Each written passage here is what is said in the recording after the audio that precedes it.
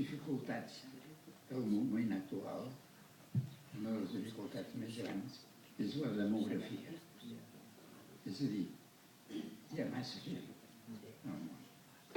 Esclar que això és anar contra la vida, perquè la vida reclama reproducció. És a dir, la matèria viva té innatament un sentit de supervivència i de reproducció.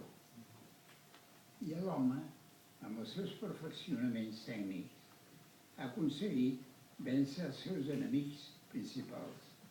I els naixements han augmentat més que les morts. Hi havia un equilibri normal amb els cèlebres ginets de l'Apocalipsis.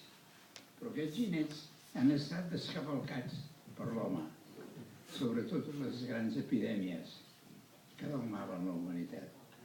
Però hi queda la guerra i la fam. Això encara queda. I això és el que s'ha de mirar, d'evitar. Ja animeu-vos una miqueta. Alguna dubte que tingueu?